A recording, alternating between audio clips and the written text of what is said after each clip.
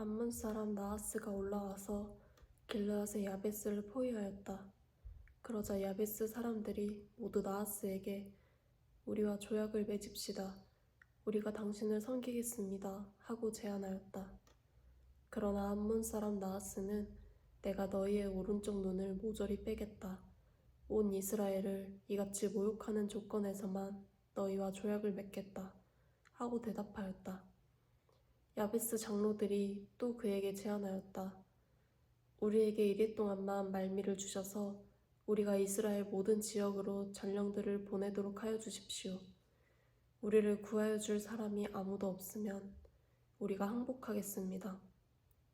전령들이 사울이 살고 있는 기브아에 가서 백성에게 그 사실을 알리니 백성들이 모두 큰 소리로 울었다. 마침 사울이 밭에서 소를 몰고 오다가 무슨 일이 일어났기에 백성이 울고 있느냐고 물었다. 사람들은 야베스에서 온 전령들이 한 말을 그에게 일러주었다. 이 말을 듣고 있을 때에 사울에게 하나님의 영이 세차게 내리니 그가 무섭게 분노를 터뜨렸다.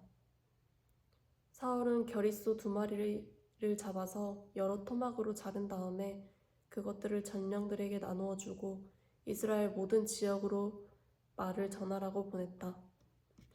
누구든지 사울과 사무엘을 따라 나서지 않으면 그 집의 소들도 이런 꼴을 당할 것이다.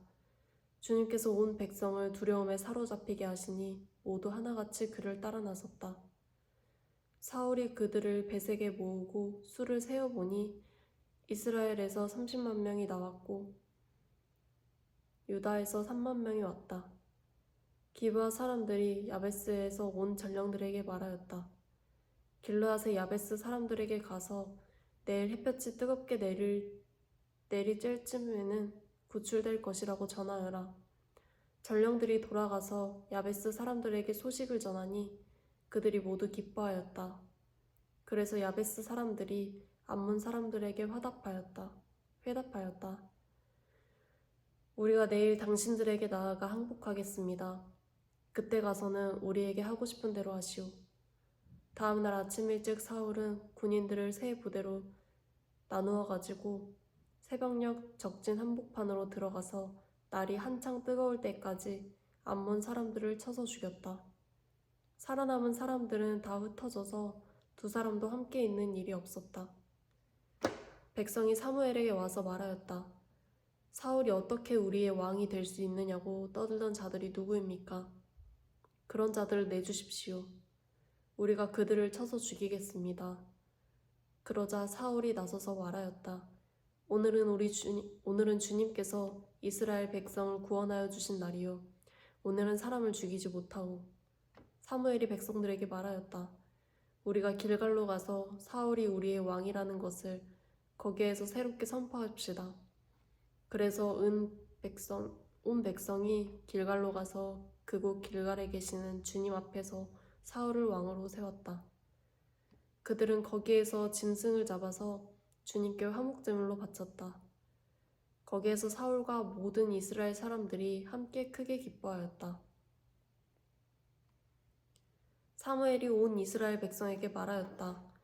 나는 당신들이 나에게 요청한 것을 다 들어주어서 백성을 다스릴 왕을 세웠습니다. 그러니 이제부터는 왕이 백성들을 인도할 것입니다. 나는 이제 늙어서 머리가 희게 새었고 나의 아들들이 이렇게 당신들과 함께 있습니다. 나는 젊어서부터 오늘까지 당신들을 지도하여 왔습니다. 내가 여기 있으니 주님 앞에서 그리고 주님께서 기름 부어 세우신 왕 앞에서 나를 고발할 일이 있으면 하십시오. 내가 누구의 소를 빼앗은 일이 있습니까? 내가 누구의 나귀를 빼앗은 일이 있습니까? 내가 누구를 속인 일이 있습니까? 누구를 억압한 일이 있습니까? 내가 누구한테서 뇌물을 받고 눈 감아준 일이 있습니까? 그런 일이 있다면 나를 고발하십시오. 내가 당신들에게 갚겠습니다. 이스라엘 백성이 대답하였다. 우리를 속이시거나 억압하신 적이 없습니다. 누구에게서든지 무엇 하나 뺏으신 적도 없습니다. 사무엘이 그들에게 말하였다. 당신들이 나에게서 아무런 잘못도 찾지 못한 것에 대하여 오늘 주님께서 증인이 되셨고 주님께서 기름 부어 세우신 왕도 증인이 되셨습니다.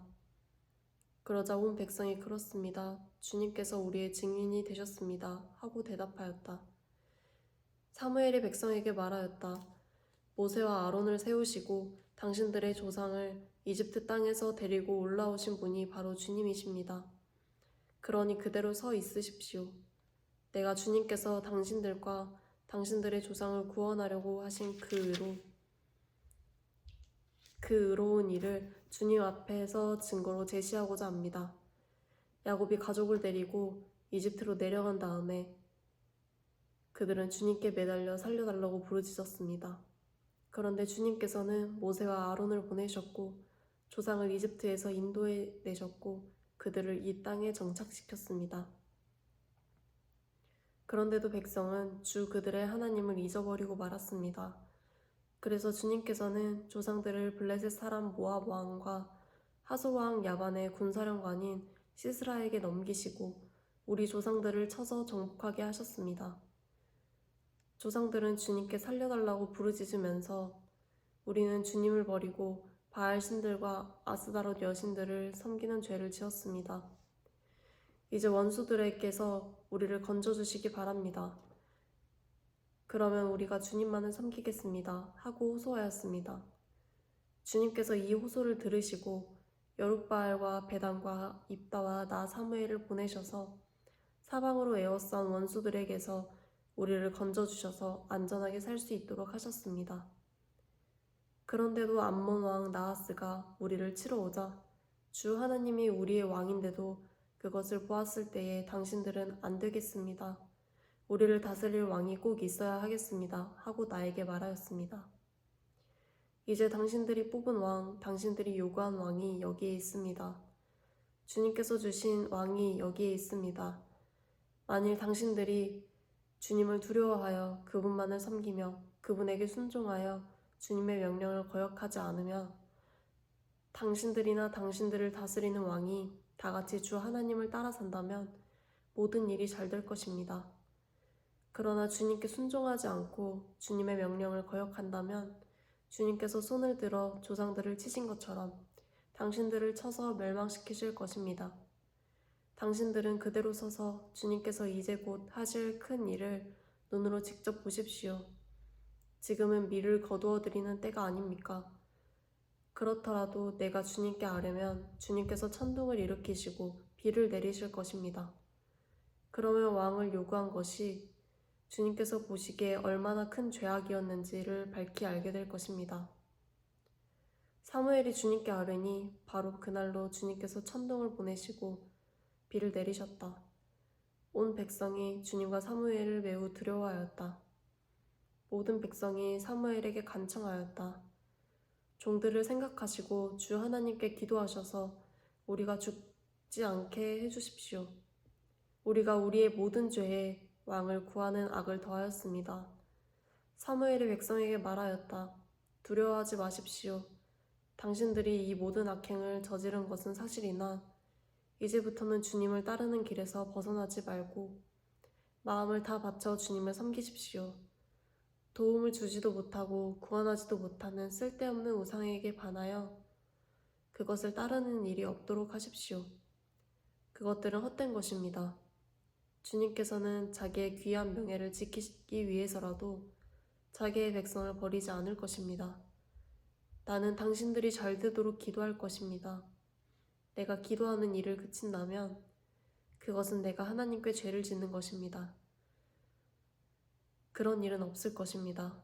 오히려 나는 당신들이 가장 선하고 가장 바른 길로 가도록 가르치겠습니다. 당신들은 주님만을 두려워하며 마음을 다 바쳐서 진실하게 그분만을 섬기십시오. 주님께서 당신들을 생각하시고 얼마나 놀라운 일을 하셨는가를 기억하십시오. 만일 당신들이 여전히 악한 행동을 한다면 당신들도 망하고 왕도 망할 것입니다. 사울이 왕이 되었을 때에 그의 나이는 30살이었다. 그가 이스라엘을 다스린 것은 42해였다.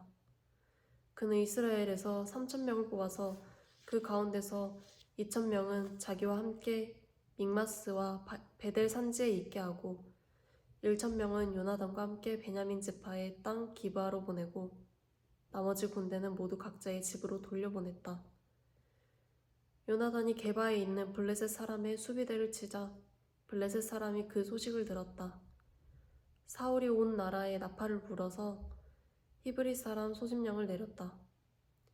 온 이스라엘 백성은 사울이 블레셋 수비대를 쳐서 이스라엘이 블레셋 사람들의 미움을 사게 됐다는 말을 듣고 길갈로 모여와서 사울을 따랐다.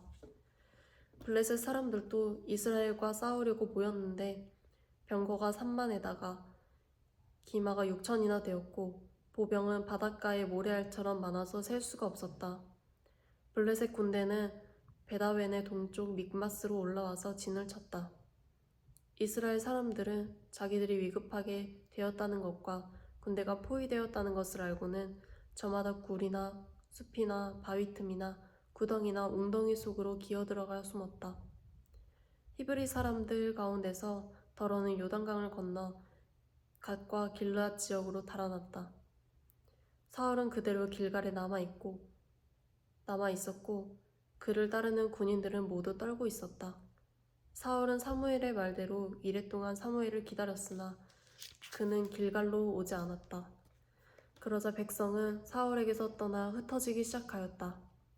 사울은 사람들을 시켜 번제물과 화목제물을 가지고 오라 한 다음에 자신이 직접 번제를 올렸다. 사울이 막 번제를 올리고 나자 사무엘이 도착하였다. 사울이 나가 그를 맞으며 인사를 드리니 사무엘이 꾸짖었다. 임금님이 어찌하여 이런 일을 하셨습니까? 사울이 대답하였다. 백성은 나에게서 떠나 흩어지고 제사장께서는 약속한 날짜에 오시지도 않고 블레셋 사람은 믹마스에 모여들고 있었습니다. 이러다가는 제가 주님의 은혜를 구하기도 전에 블레셋 사람이 길갈로 내려와서 칠 것 같은 생각이 들어서 할 수 없이 번제를 드렸습니다. 사무엘이 사울에게 말하였다. 해서는 안 될 일을 하셨습니다. 주 하나님이 명하신 것을 임금님이 지키지 않으셨습니다.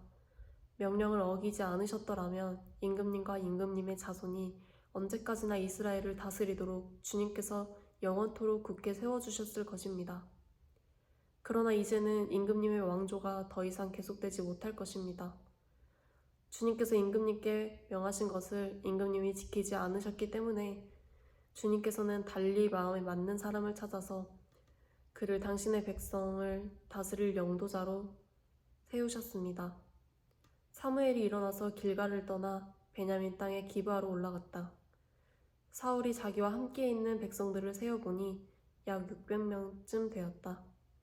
사울과 그의 아들 요나단은 자기들과 함께 있는 백성들을 거느리고 베냐민 땅 게바에 머물고 있었고 블레셋 군대는 믹마스에 진을 치고 있었다. 블레셋 진영에서는 이미 특공대를 셋으로 나누어 습격하려고 출동하였다. 한 부대는 수알 땅 오브라 쪽으로 가고 다른 한 부대는 베토론 쪽으로 가고 나머지 한 부대는 스보임 골짜기와 멀리 광야가 내려다 보이는 경계선 쪽으로 떠났다. 당시 이스라엘 땅에는 대장장이가 한 명도 없었다. 히브리 사람이 칼이나 창을 만드는 것을 블레셋 사람들이 허용하지 않았기 때문이다. 이스라엘 사람들은 보습이나 곡괭이나 도끼나 낫을 버릴 일이 있으면 블레셋 사람에게로 가야만 하였다.